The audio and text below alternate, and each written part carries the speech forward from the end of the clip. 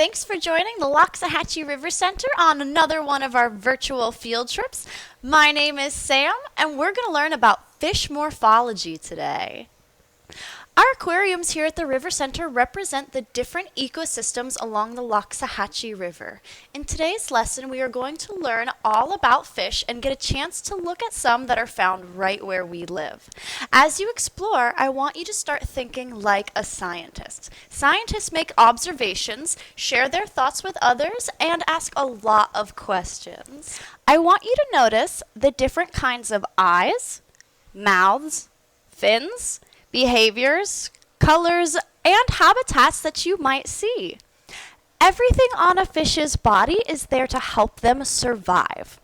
I wonder, why are fish shaped that way? How can they protect themselves? Why do they live in the habitats that they live in? Do any of these fish remind you of anything? Let's go explore the aquariums. Come on and follow me. I'll show you around.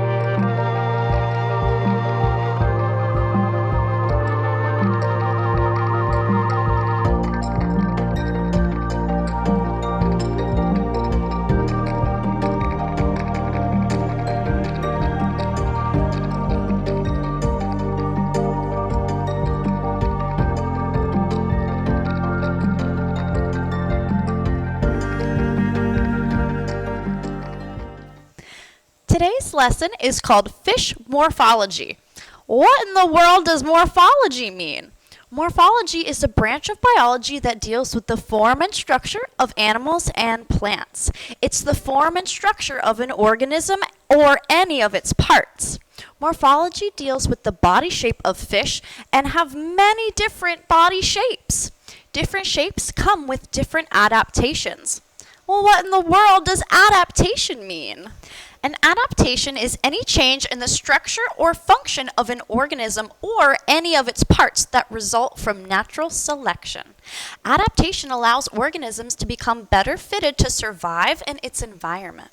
That's a fancy way of saying adaptation is something that helps an animal to survive in its natural habitat. Can you describe some shapes that you saw in our exploration? Let's learn more about the different shapes, forms, and functions that allow fish to survive. If I asked you to design and create a fish inspired by some of the ones you saw at the River Center, what would you create? Does your fish live near the bottom? Is it a fast swimmer? What does your fish eat? What might eat them? Well, my name is Sarah, and you can tell a lot about a fish's lifestyle by examining its body shape. Body shapes can tell us where a fish lives, how they stay safe, and where they might find their food. Some of the most common body shapes are fish with a torpedo body shape, like this guy right here. This allows them to swim really fast. These fish usually live in the open water and are good long-distance swimmers. This one right here is our wahoo, or our barracuda. Fish that are flat-bellied means that they tend to stay lower in the water column, and they're bottom feeders, like a catfish, like this guy right here. Fish that have a vertical disc body shape will feed both above and below, like our spadefish here, or like an angelfish. Fish with a horizontal disc body shape are flat bottom dwellers. This body shape helps them hide and camouflage on the bottom, like a flounder or a stingray. So this is our flounder, and they like to lay nice and flat, just like this in the sand.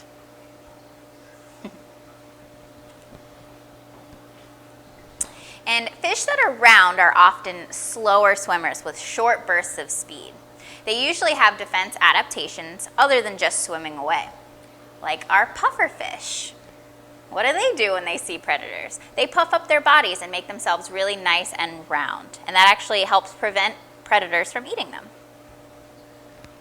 So not only are we going to look at fish body shape today, but we're also going to learn about their mouth shape, their eye positions, their tail shape, and their coloration.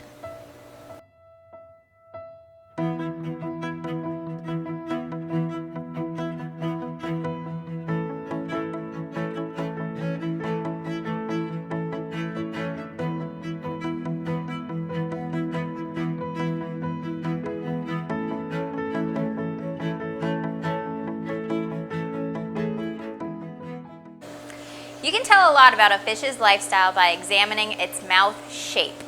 Mouth shapes can tell us what kind of food fish eat, physically how they eat, and how they might find their food. The food chain includes many different kinds of animals, all of which have specific foods that they eat. 3 different types of animals exist: herbivores, omnivores, and carnivores. Herbivores are animals that eat only plants, carnivores are animals that eat only meat, and omnivores are a mix of the two. They eat both plants and meat. The size of a fish does not actually determine what it eats.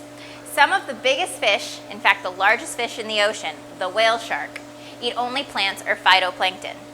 Even very tiny fish, like a common household aquarium fish like the betta, can be carnivorous. Let's take a look at some different mouth shapes. Fish with large mouths usually eat other animals, even other fish. So here's some examples. We have our grouper. We have a lionfish. And our hogfish or hog snapper. Check out the size of his mouth.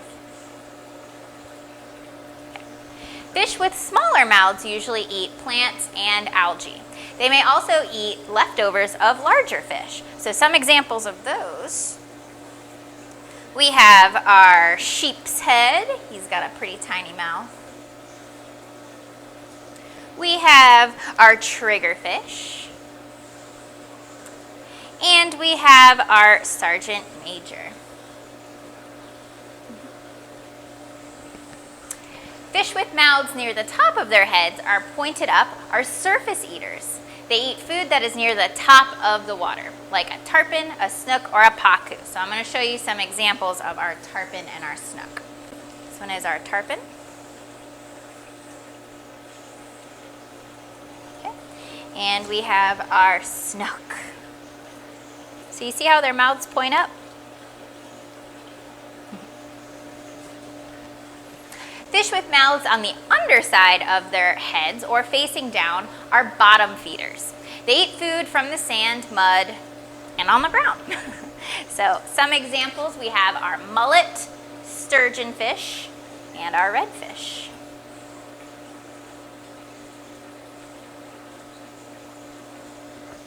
Remember that fish that you were designing? What kind of mouth would your fish have?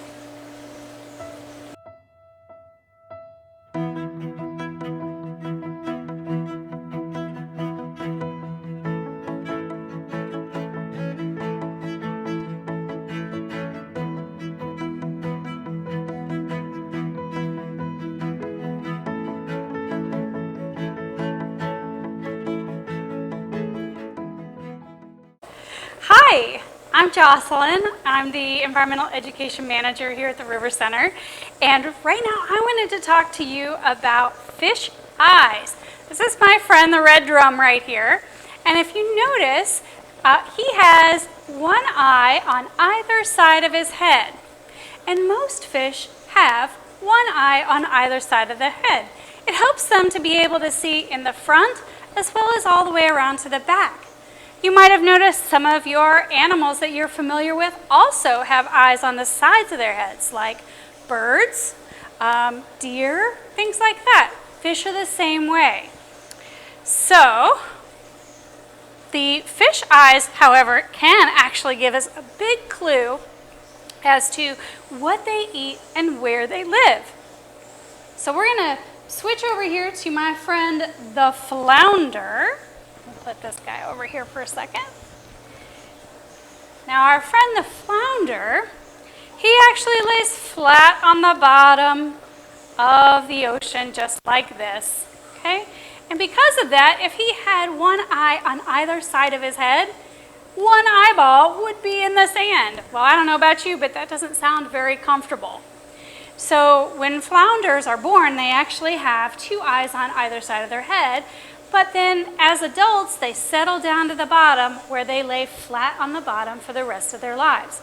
Well, when that happens, that eyeball actually comes around, and now you can see he's got two eyeballs on one side of his head. That's pretty crazy, right? So we know that he lives on the bottom because he has those two eyes on one side of his head. Okay, let's talk about somebody else that's got maybe some strange eye position, and that is our friend, the great hammerhead shark. Yeah, so he does have one eye on this side of his head and one side on this side of his head, but they're really far apart, aren't they? They are. I wonder why. Well, hammerhead sharks are predators. So they have these large eyes and they're on either side of their head. What we do know about predators is they can have these large eyes and they use those eyes to judge distance. Well, same with our great hammerhead shark. He'll move his head this way and then this way, getting a look at everything that's kind of in front of him, and that helps him to judge the distance to his prey. So, another strange kind of eye position.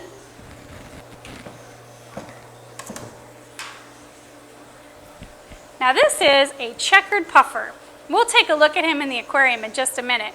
But checkered puffers have their eyes situated mostly on top of their head. Okay? Their eyes are on either side, but they're positioned closer to the top of their head than to the bottom. And the reason for this is because checkered puffers like to camouflage themselves by burying themselves in the sand. So then they'll have just their two little eyes poking up so they can see what's going on. The marlin will have a large eye. We also have another fun fish that has a large eye. This is the squirrelfish. But these two fish have large eyes for two different reasons. So our marlin, first of all, is a predator. He's a large predator in the open ocean, and he uses those large eyes to be able to gather as much light as possible so he can see his prey. Now our friend the squirrelfish here has large eyes. He is a predator, but that's not, he's not a predator like the marlin is. He is a nocturnal predator. Now, what do you know about nocturnal predators? Maybe you have an idea of another animal that's a nocturnal predator that has really large eyes. Did you think of one yet? Did you think of an owl? I bet you did. Well, for the same reason that owls have large eyes, because it's dark and there's very little light, they need those big eyes to gather so much light. Well, same with our friend the squirrelfish, who's out at night. He needs those really big eyes to help him see at night.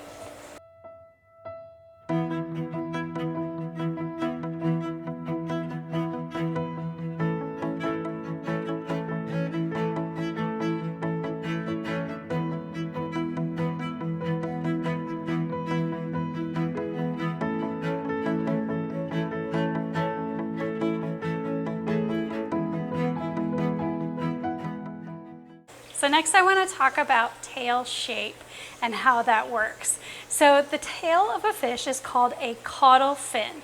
Now, if you look here on our tuna, some fish have a tail that is moon-shaped, or what we call lunate, and fish with this type of tail can swim very fast for long distances. Now, some of these tails that are lunate shaped, some of them are actually longer or larger on the top half, and that helps fish with heavier bodies and heads to keep balanced in the water. Now, some tails are rounded, like our pufferfish friend here. He's got a nice round tail, and fish with this tail shape can swim with short bursts of speed, but they're usually slower swimmers. We also have some fish that have flat tail shapes, and these are somewhat powerful, so they can swim short bursts of speed, and they're usually pretty powerful. You might see these on snappers or groupers, things like that that have this kind of square shape to them. Then we have some fish that have some odd-shaped tails. So we could talk about our seahorse for a moment. If you'll notice, his tail doesn't look anything like these other fish that we've seen. He actually swims through the water like this, it's up and down, and his tail isn't used for swimming at all. He actually swims with the fins, his dorsal fins back here. What is his tail used for? Well, I bet if we watch some seahorses, we'll be able to see exactly how they use this curly-Q kind of tail. Another fish that has a very odd-shaped tail is our friend the moray eel. Now, he's actually got a fin that goes the entire length of his body and comes around the top and around the bottom. So when you look at his tail, it doesn't have a round shape or a square shape or anything like that, or a lunate. It just kind of meshes all together with all of his other fins. Now, fish that have this type of tail don't swim around very much. And in fact, our friend the moray eel here prefers to spend most of his time hiding in rocks and coral, and he only swims short distances, and he kind of uses his whole fin to do that.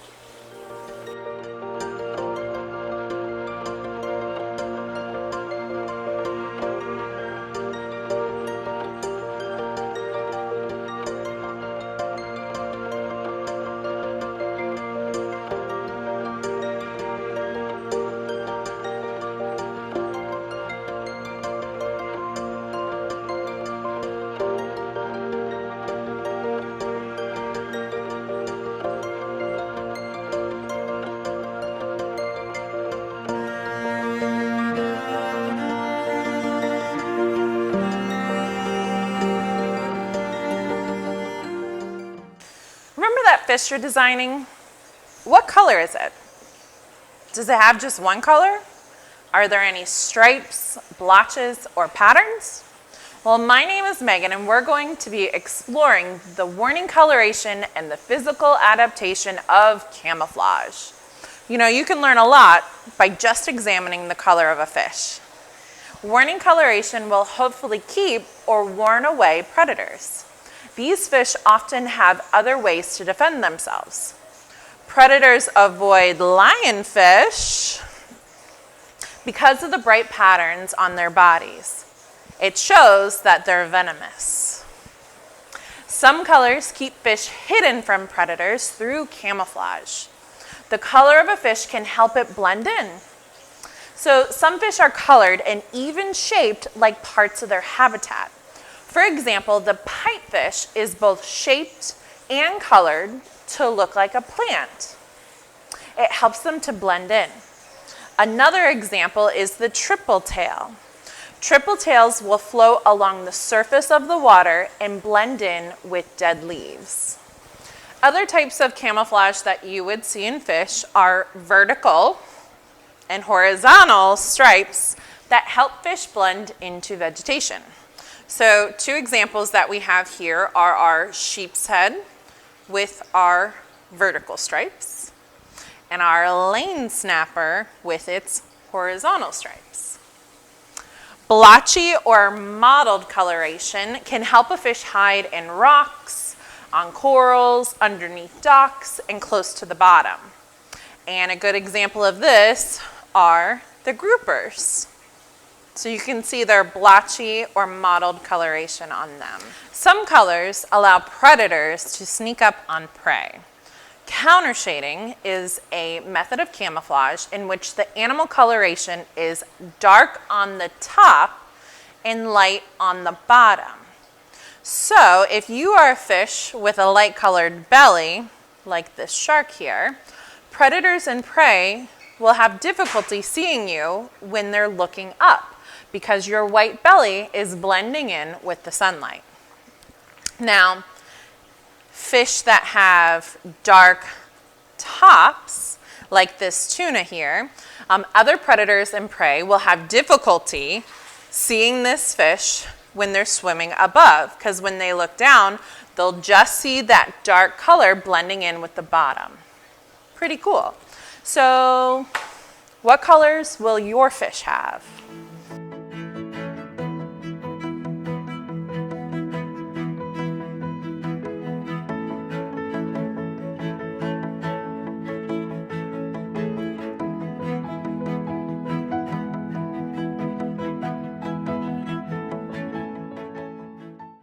So using what we've learned, we can now look at different fish and figure out how they can survive. Even though some fish have similarities, they might not be able to survive in the same habitat. Some things to consider when looking at different fish habitats, there's 5 we're going to talk about. Number 1 is whether the habitat is freshwater, saltwater, or brackish water. Number 2, the physical aspects of the habitat. Things like depth, water temperature, currents and tides, the amount of sunlight available. Number 3, is their food source available? And if not, will they travel to another habitat following the food? Or are they going to adapt and find a different food source? Number 4, what in the habitat can be used as shelter from predators? And number 5, is there a different habitat depending on the life cycle the fish is going through? So for example, is there a nursery habitat for juveniles? Is there migration and spawning locations for adults? So I'm going to show you a couple of different pictures of places that fish might live and discuss what kind of adaptations would be best to live in this environment. So the first one is our freshwater rivers. The second one is our brackish estuary. Hopefully you can see the mangroves, the seagrass, and how shallow it is. Number 3 is the coral reef. Still pretty shallow, salty water, lots and lots of different places to hide, probably a lot of food sources as well. And then the last one is the open ocean. So depending on where you are in the ocean, the depths can change, the amount of sunlight, the temperature, the currents. So, discuss what adaptations would be best for each of these environments. And you know what? Let's go take a look at some of our local fish habitats and see what we can find.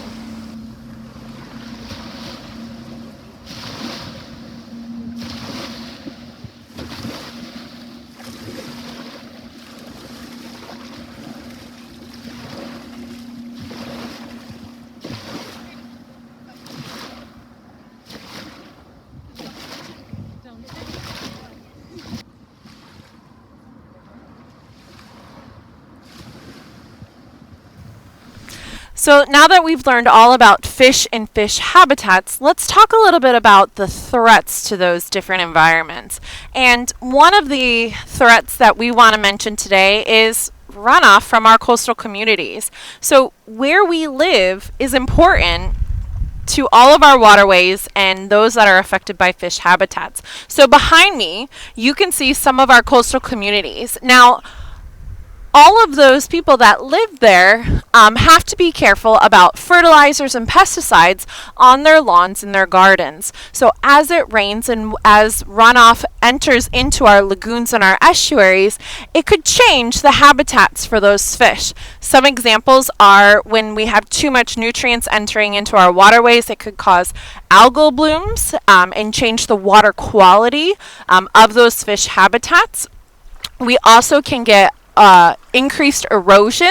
So not only do we have nutrients, but just excess soil and sand that are covering up those seagrasses that could also affect fish habitat. So today we're here in the Indian River Lagoon at Coral Cove Park on the west side of the park. And it is low tide. And Megan and Sarah are pulling what we call a seine net. If you look at the net, you can tell that it is suspended between two wooden poles with floats on the top, and then the weights are on the bottom to keep the net close to the bottom. And as they drag the net pulls back and makes kind of a little bubble at the back. And we're hoping that we get some fish caught in that little bubble as they're moving. It's important to keep the net taut and move as quickly as possible.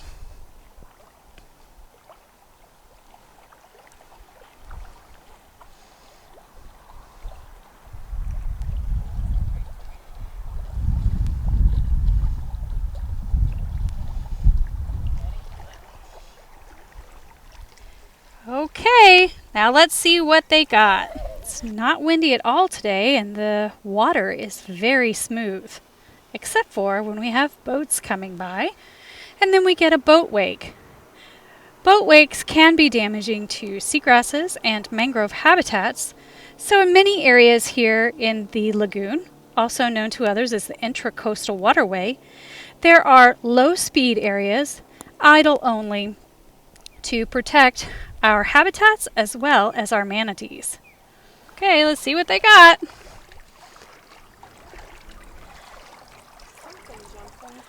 Oh, we've got some sargassum and other algae. So let's see if we can find some little shrimps in here. Oh, there's one. There's a little shrimp right there. Right here. Right here. Yeah, there you are.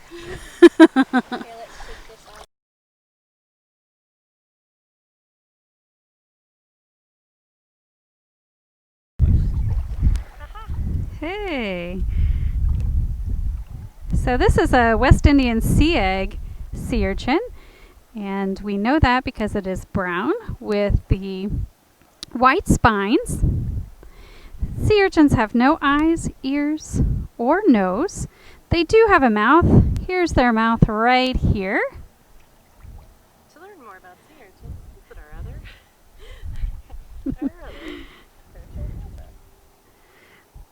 We have another virtual field trip that's all about sea urchins. Feel free to check that out.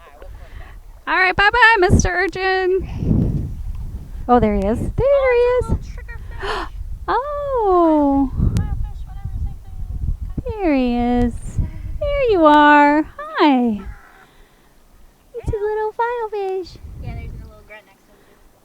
Awesome. All right. And look, we found another sea urchin. This is a different kind of sea urchin. This is a variegated sea urchin. It's kind of a purpley color.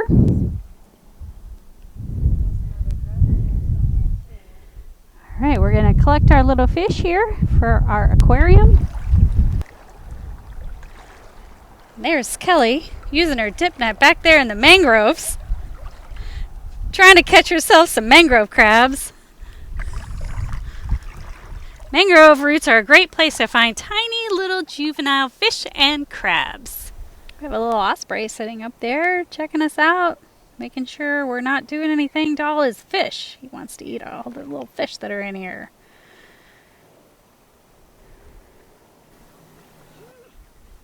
Got some seagrass here, some of that shoal grass.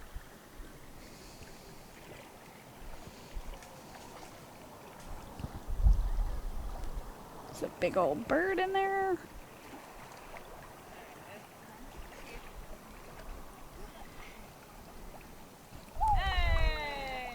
All right, let's see what they got, guys. Oh, baby barracuda. Hold on. There he is. There's some other little fish in here too. There's another, yeah. Hey, baby barracuda. Watch your net. Oh, there's another little guy stuck in there. Hey. Hi, this is a juvenile grunt.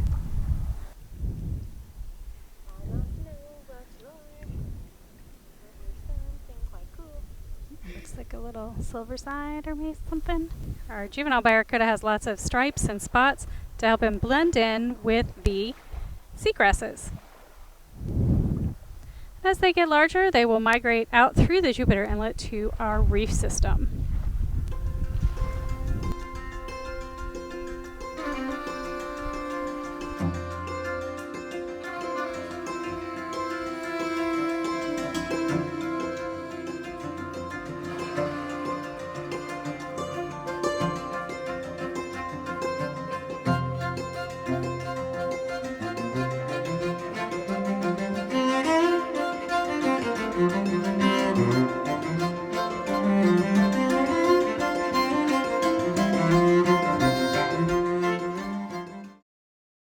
So thank you for joining us today. We would love to know what kind of fish you designed. Please share with us in the comments below, or you can email them to education@lrecd.org. Feel free to take a look at any of our other short education videos on the River Center's YouTube page. And our next virtual field trip is going to be for secondary students on Wednesday, November 18th, starting at 10 a.m. So thanks again for joining us today, and we'll see you soon. Bye.